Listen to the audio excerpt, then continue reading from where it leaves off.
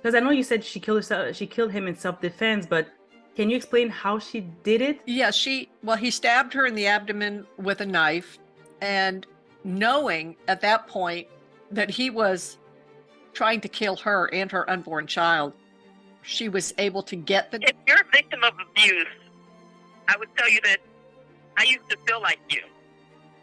I thought I deserved what was happening to me. I thought that, this was part of a relationship, that's what was supposed to happen. But it's not. I remember thinking it could be worse, so why leave? Work through it, stay. But that's...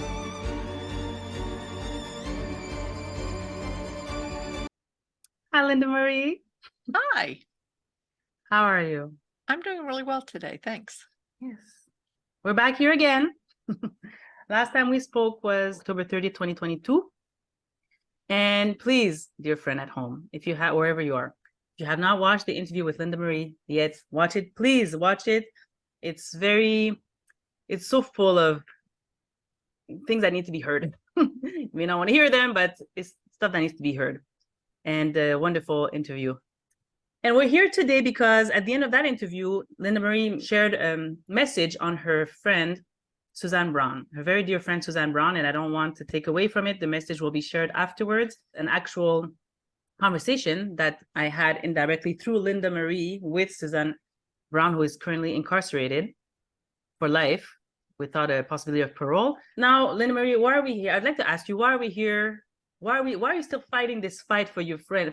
I know I just said she's your friend, but you're a very busy woman, Linda Marie, and you're still here fighting this fight. Why is my question. Because I can't not fight for her. Since I met her, and I urge you all to continue to listen to this video, to her story, it has become a commitment of mine. And when I commit to something, I mean, really commit, I don't need to know how I'm going to do it, when it's going to happen, who else I'll need on my team. I left that all open for the universe to reveal to me, for God to reveal to me what I needed to do.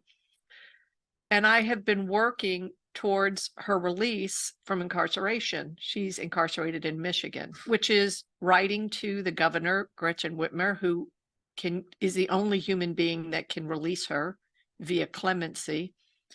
And I was hoping she would get clemency last December, and she did not. 4 other women did, but she did not. So this year is the year. The clemency package is still on the governor's desk, but it has gotten to a point where now is the moment to create a movement to campaign for her release. And that is something that requires traveling to Michigan, getting in front of senators and House of Representative members to encourage them to speak out for her, to get in front of groups that are advocates for incarcerated human beings, for flyers, for postage. I have prepared these postcards with information. I've prepared a funding mechanism that will go live tomorrow or soon, this week at the very latest. And it is time to start collecting money on our half, creating a fund, so that also in tandem to the and the same track as doing the clemency that the governor could offer, is to also get this case back in front of an attorney. And attorneys cost a lot of money. And her case, the way it was, she was not really represented, the case, way it played out. And most importantly, because what she's accused of, not having the right to defend herself in a sexual assault, 3 years after she was convicted, it became a law in the state of Michigan that women have the right to defend themselves in a sexual assault, up to and including killing the person that's assaulting them. But it wasn't a retroactive law, so it did not impact her. I believe an attorney could relook at this and through another appeal could have her case heard again in court, get her a new trial, or simply get it vacated. She's been in prison for 20 years now. And I think the message that I want to send out to Governor Gretchen Witmer, and that I have been sending her, and to all of the advocates in Michigan, is this is enough. That in this day and age, women have the right to defend themselves and not be seen as the victims they are, instead of being seen as murderers for defending themselves in sexual assault. It is one of those things that most people, when they hear that somebody's in prison serving life in prison without parole, they probably go to what I went to. Well, you probably belong there. It has been a huge awakening for me in the last year since I've known her, to know how many women are in this same position, serving life sentences for defending themselves, victims of domestic violence, and blaming the victim. And it's huge in this country. I wish it could end tomorrow, but I'm committed to getting this woman released from the prison she's been put in and will stay in for the rest of her life if I'm not successful in getting people to rise up and advocate for her. That's why I've tried to do it on my own. I thought writing letters to the governor would have it happen right away, and it's not enough. So because I'm committed, I'm here doing what I need to do, which is now ask for help, ask for people to join me in this fight, and join me in both donating to our fundraising campaign so that we can have the expenses covered for an attorney to look at it, for traveling to Michigan, for all of the print expenses, all of the postage expenses, and also to fund her with art supplies, because she creates art. She's an artist, and that art is used. She sends it out, it is sold, and those funds are used to support her 91-year-old mother. So she is limited to what she's allowed to have in the way of art supplies. So she uses the most amazing things at her disposal. But in some cases, there are things that she can't get, things as simple as something like glue, Elmer's glue. So those kinds of things would be used. A de minimis amount of the fundraiser would be used to help her with art supplies so that she can continue to create art that then is sold and supports the expenses of her mother, her 91-year-old mother, who's waiting for her to be released. So that's my answer. I'm doing what I need to do. I will continue to do what I need to do until this woman walks out. And I am praying and hoping that it is 2 days before Christmas of this year, clemency will be announced for her and her freedom. From your mouth to God's ears, Linda Marie. And it's funny because I was having an exchange recently, and because I told him just very quickly, because we're like each other's cheerleaders. So I was sharing with him that I'm working on something with Linda Marie Miller to try to help a lady out of jail, and then he was saying, well, my first question is, why do you need to get that woman out of jail? And suspect that if she's in there, it's because she did something. So I'm really happy you addressed that with your answer, is that, yeah, she did something in self-defense because she was going to die otherwise. And she was trying to protect her baby. But anyhow, so people get that when we explained it to them, but that's the first reaction. Like, she's probably guilty of something. And as you mentioned, a lot of people are in this situation. I don't have the statistics, but I'm sure you know them better than I do. And my question is, the person watching us, why should they care about her particularly? There's so many of them, right? So why would we need to care about Suzanne Brown, is my question to you.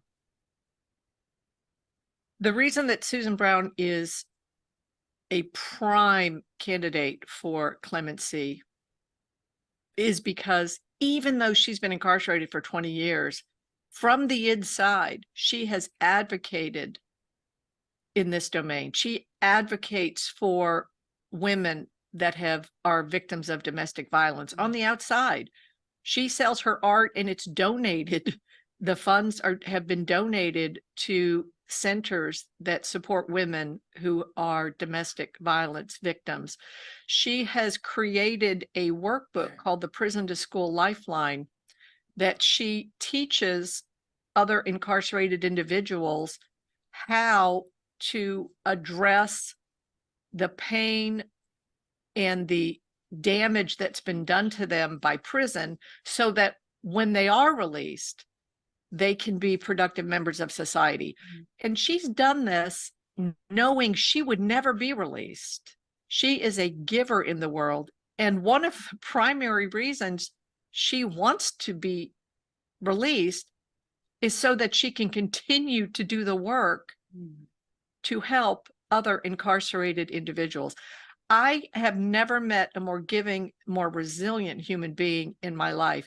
Even while she's in there, when her art is sold and I'm the curator of her art pieces, which is how I originally met her, she will say, sell this piece, or sell 5 pairs of my earrings, and I want you to put $25 on the account of this other incarcerated person, because I don't know her, but I saw her trying to steal scraps out of the garbage at the mess hall, and I know she's hungry and she has dignity. This woman cares about people for just because she does.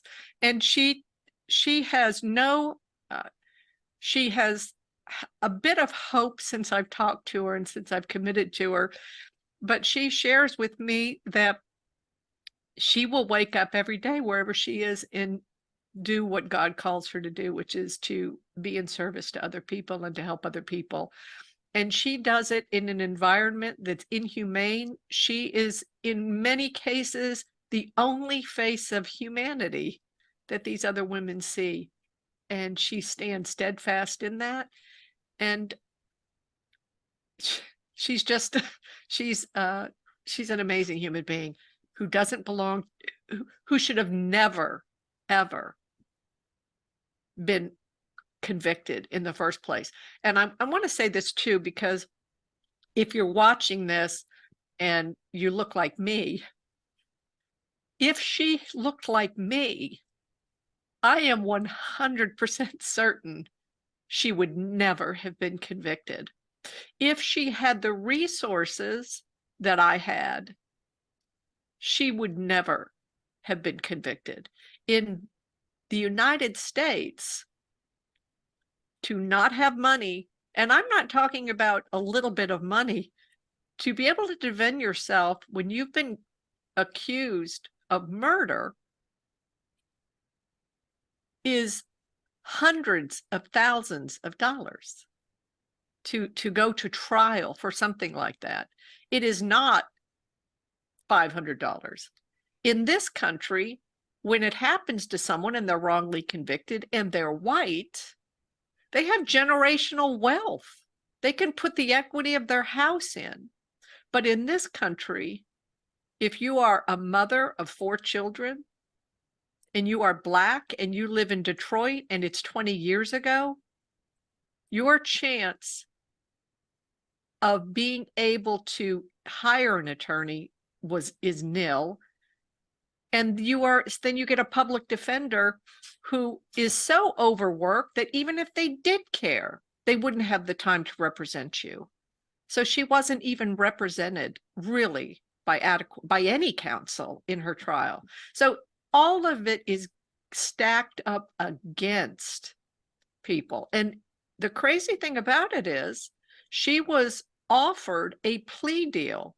They told her, well, if you'll plead guilty to this other charge, like 2nd-degree murder, you'll be out in 12 to 20 years. She absolutely stood against that. She said, I am not guilty. I was defending myself.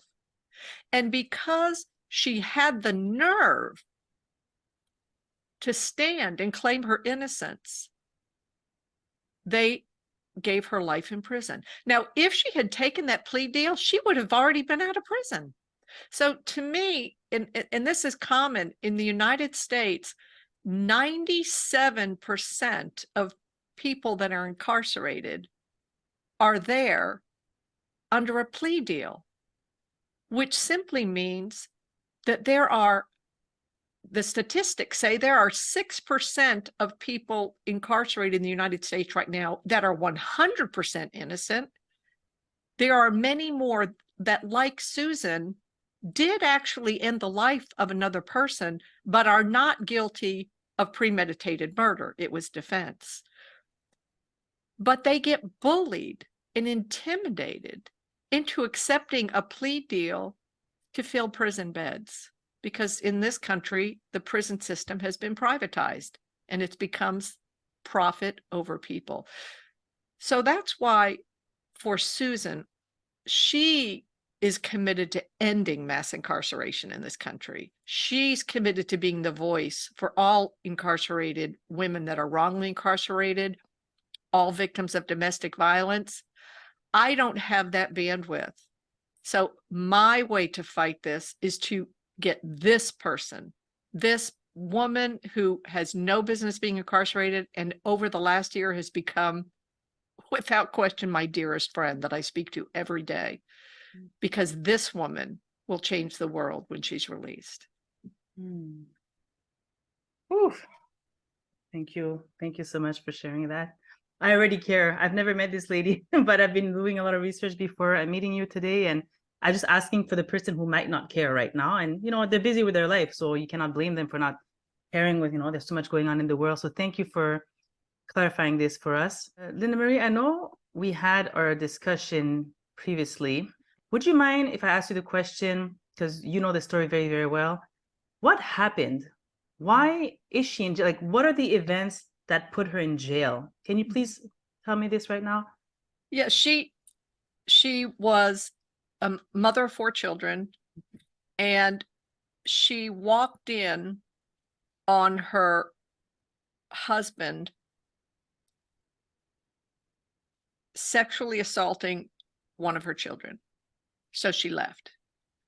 She left him, she walked away.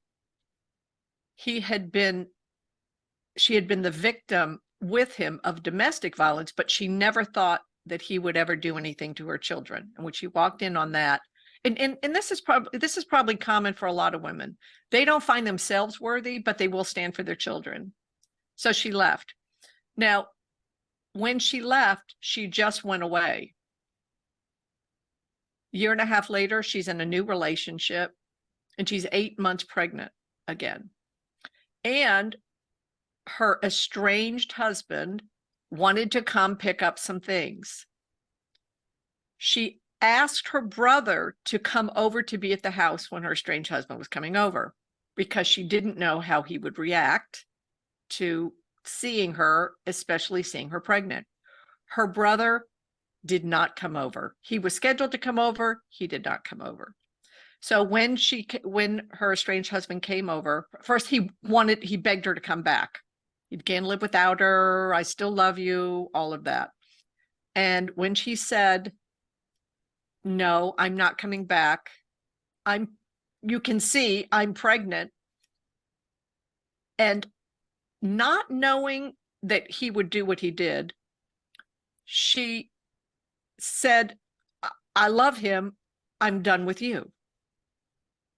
And that, in that instant, set him off. And she had no way of knowing that that would trigger him. And he pulled off her clothes. He raped her, stabbed her in the abdomen. No other man, this rage of no one will have you if you don't come back to me, and I can't have you, no one will have you. Stabbed her in the abdomen. The baby survived. Susan survived.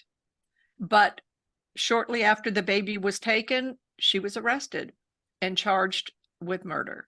And she was actually on her way. She let him come over. She was on her way to go to her OBGYN appointment, the last one she would have before the baby was born. So it's inconceivable. It was inconceivable to her that anything would be turned around and she would be seen as a murderer.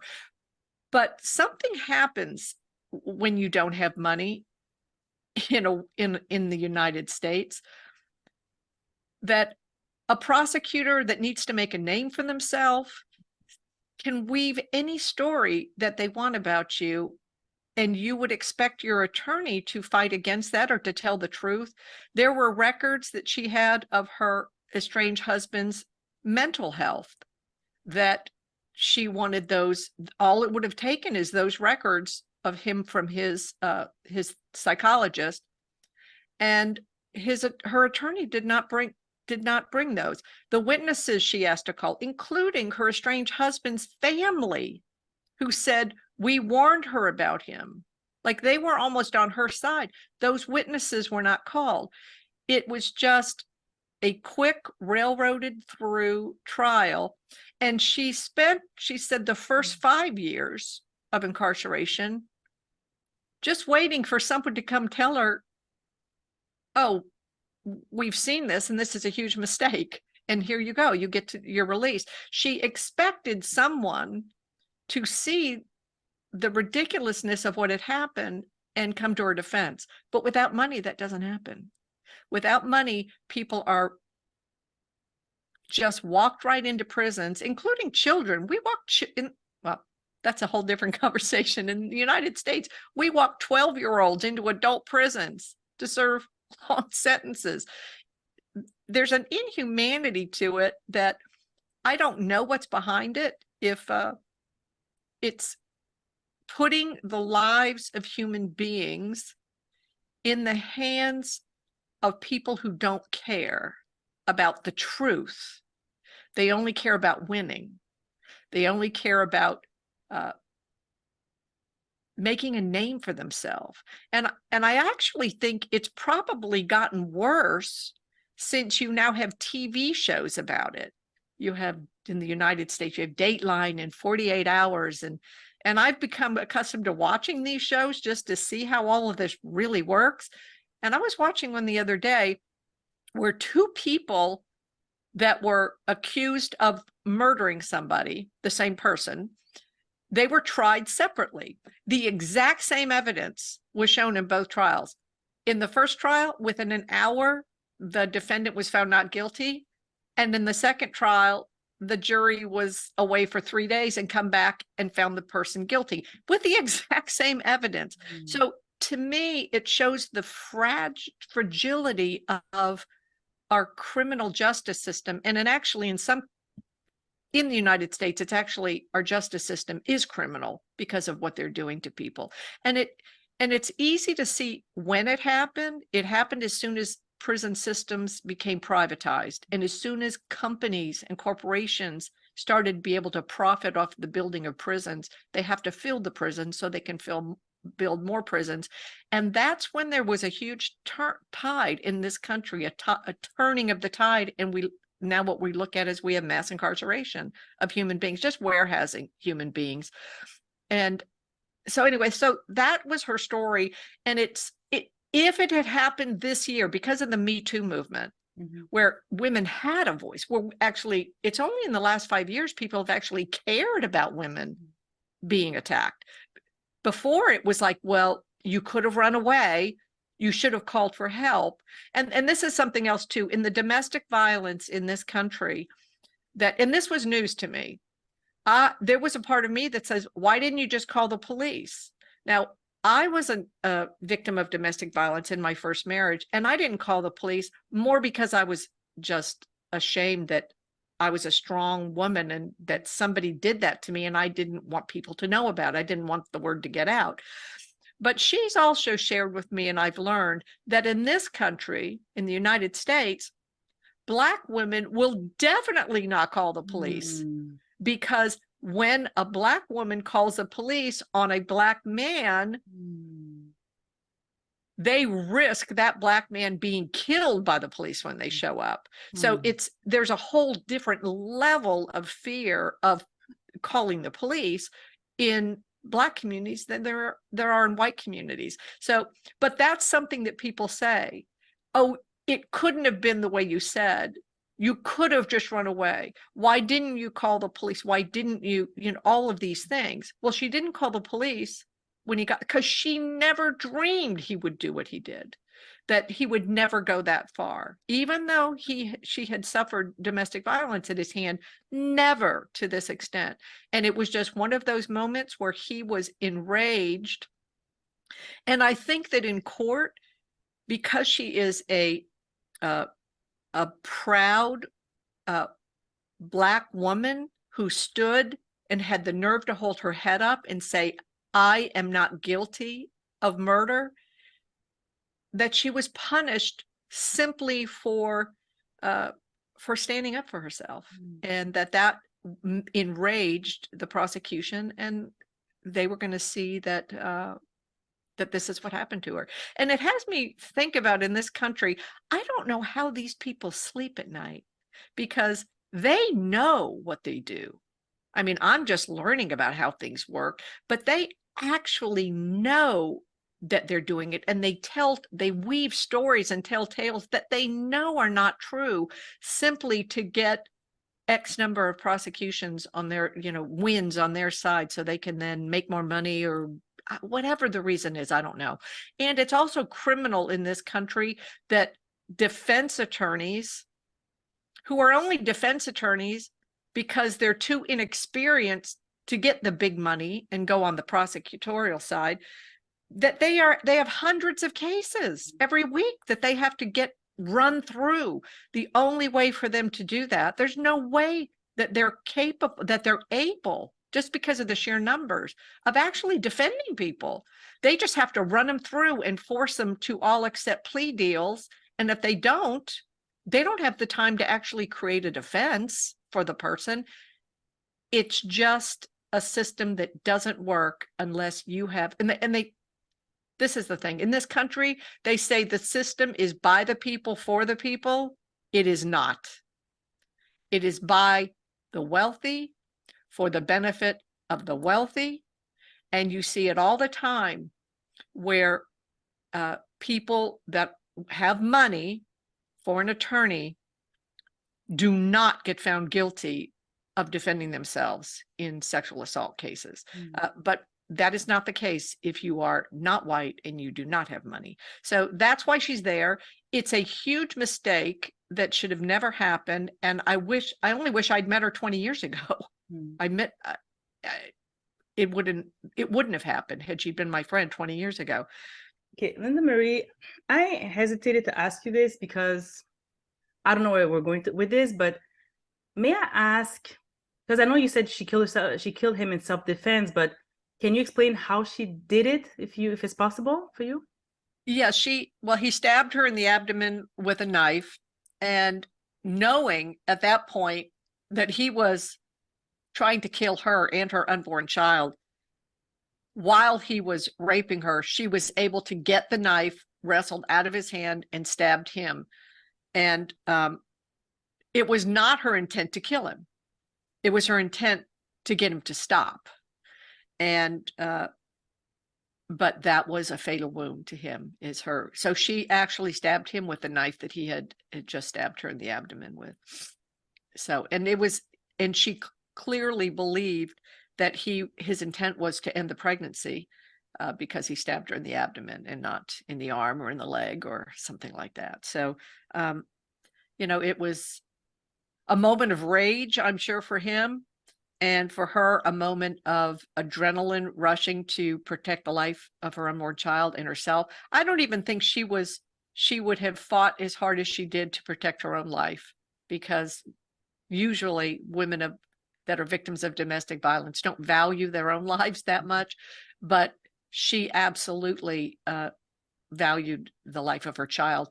She also is a mother of 4 other children. And the idea that a mother of 4 children who is never got a speeding ticket. This is not a woman who's had brushes with the law prior. This is never any interactions with police before. No criminal background, just living her life as a mother, that a mother of 4 children would do anything to jeopardize her freedom and her ability to continue to be the mother of what would be 5. So common sense would tell someone that it wouldn't have even made sense for her to kill this person. And it wasn't her intent to kill him. It was her intent to get him to stop raping her and not kill her. So, and her unborn child. Thank you for clarifying that. If ever anybody were wondering how she did it. And I'm asking people, and this is, you don't have to care about the criminal justice system. I'm not asking you to stand up, step in, and speak out about the criminal justice system. If you are interested in that, please call me, we'll chat. But that is a huge movement that I'm advocating for in this country. But for this, I'm not asking you to free everybody or stand up for everything that's wrong in this country. Just stand up for this woman. Let your heart be seen as to where you stand on the side of women that are blamed when they are victims of sexual assault or domestic violence. Give to this woman and let her be freed and speak for everyone else. And even if it's you only have $5, give anonymously. If you say, oh, I don't have enough to make a difference, every $5 will make a difference for her. And I don't know how long I will have to do this before. I don't know how long I'll have to commit time every day to doing this, but as long as it takes, that's how much time. And I only pray that it's quick because I'm 65 years old. I mean, I have limited amount of time on this earth, and I am committed to her release this year. And with the right resources, it can happen. It can happen. So don't think you don't have enough to make a difference. And don't think you have to step in and handle all of it. And I'm not even asking, I'm begging you, please help me get justice for this woman who is wrongly and too longly incarcerated.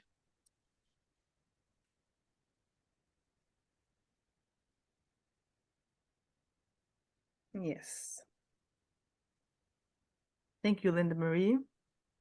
I'm praying. She's in my prayers every day now. I consider her my friend by association because of you. And oof. Anyhow, it's in God's hands. Anyhow, God acts in ways that we don't understand. I do want to say this too. One of the most amazing things about this woman is she's not bitter. She's not angry. She is surrendered to her strong faith. And, you know, I look back when my daughter died, I was so mad at God. I was so mad. I cussed God out. I would think if I was in her situation, I don't know how I would not be bitter at the world, how I would not be angry at God.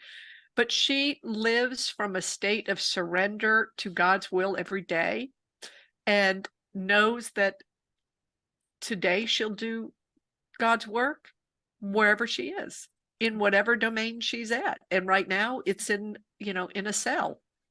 And, it's living in squalor and horrific conditions. She just lives in a state of surrender to God's will. And that to me is remarkable. That to me is a testament to her faith.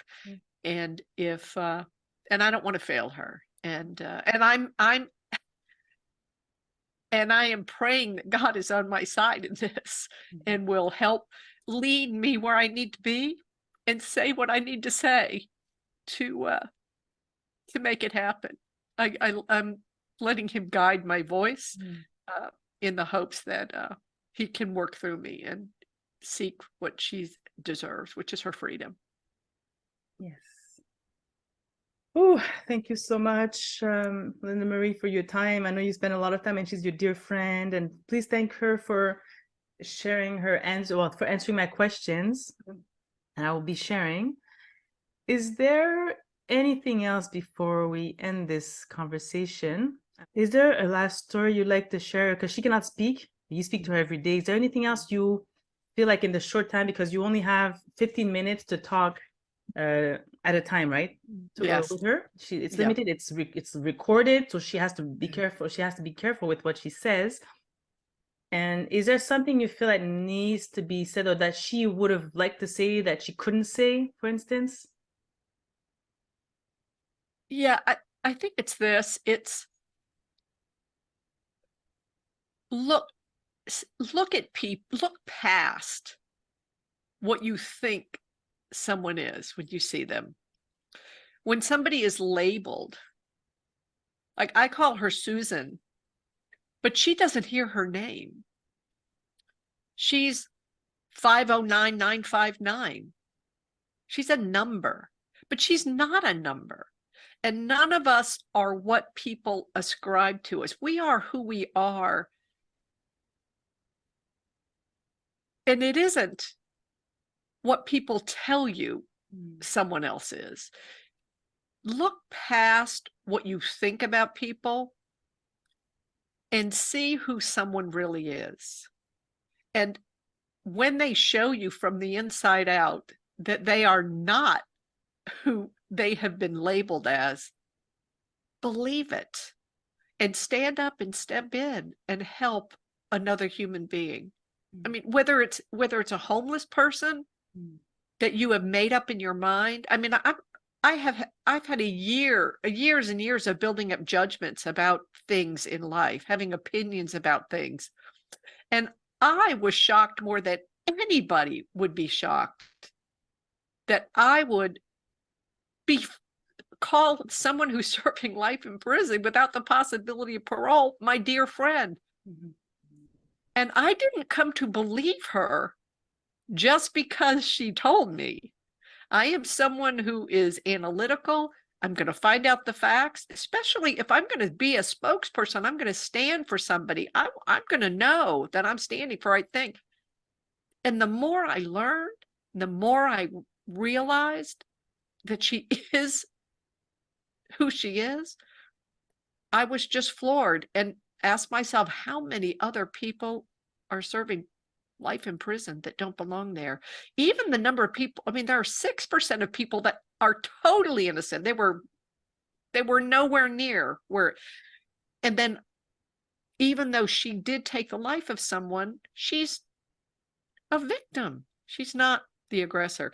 So I would say to people, first of all, believe what I'm telling you about Susan Brown, and please help me help her. That's number one. And number two, look at everybody in the world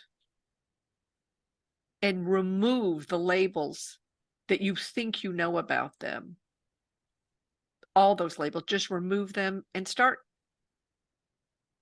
finding out who people are on the inside. And like I say, fall in love with people from the inside out, not the outside in. Amen. Amen. Thank you for your time, Linda Marie. And obviously, I'll be sharing all the description, all the information, the Linktree site, the link for the funding, everything can be found in the description below. And if you have any questions, please don't hesitate, contact Linda Marie Miller. Again, her contact information is right here. It will also be in the description below. Anything can help. And I'd just like to add that I don't know where you are in this world right now, but this could actually happen to anyone. Injustices happen every day, everywhere. And, you know, it's easy to see, oh, it happened to such a person, it happened to such a person, until it happens to your own child or someone that you love, or that it happens to you. So if I could just appeal to your heart, to your humanity, and just your compassion. And thank you so much. Thank you for keeping her in your prayers too. Oh yes, any prayer, please, wherever you are, please pray for Susan Brown. Pray for her. Yeah. Pray. It's not prison is not a safe place, and her life is every day is it's not a safe, well, it's not a good place to be. So just, yeah, prayers too, but prayers and donations are what will get her released. Yes.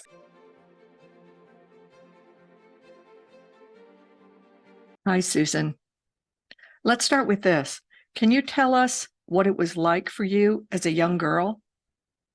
As I reflect back on little Susan, you know, I wanted to be loved. That was probably the biggest thing that I could pull away. It was fun. I was a daddy's girl, so enjoying my father's company was the highlight. I was very spoiled from him, and the love that he gave to me, which offset the love that I had for my mom. I learned at a very early age to hide in plain sight. I learned that being seen was what I was not supposed to do. I had love all around me, but I didn't believe it was for me. But today I was working on a piece of artwork, and I had a memory of my mother doing this work when I was younger, albeit it wasn't a pleasant memory because she would always shoo me away. I would hide and watch her from a distance, and that's probably where my creativity started to want to flourish and grow. If one of the listeners today is currently a victim of abuse, whether it's verbal, psychological, emotional, or physical, and they feel trapped in a toxic relationship, maybe because they have kids or they don't have the money to leave or they're terrified because of the fear of retaliation, what would you say to them? I would like to let them know they are not alone. They are not alone. If you're a victim of abuse, I would tell you that I used to feel like you. I thought I deserved what was happening to me. That may be your thought today. I thought that, this was part of a relationship, that's what was supposed to happen. But it's not. I remember thinking it could be worse, so why leave? Work through it, stay. But that's really the problem with pain. Pain became, my partner, and it may be your partner too, because it's with you when nothing else is. But it doesn't have to be. All of that are lies. Those are lies we tell ourselves. You don't have to live in that lie. You can take your life back. It is in your hands. And like I tell myself every single time I feel triggered or feel defeated, today is a new day. Today, take back your life. You don't just have to exist. Get busy living and stop dying inside. If you could have a conversation with your 100-year-old self on her deathbed, what do you think she'd tell you about your life and what to do with it between now and the day you die, so that you live a life of no regret? Your uniqueness is your breakthrough. Give into it. Don't run away from it. Hold yourself as the most important thing there is. Invest in you because you're worth it. If you were going to leave us with one message, what would that be? What I absolutely want you to remember is to dedicate yourself to you. Your greatness lives inside of you. And everything you do it in love. And before anything, any steps you take, any problems you encounter, ask yourself one question. Do you want to be right, or do you want to be happy? And lastly, you were living in very difficult circumstances on a day-to-day basis. What on earth keeps you grounded and balanced so that you show up so resiliently in the world?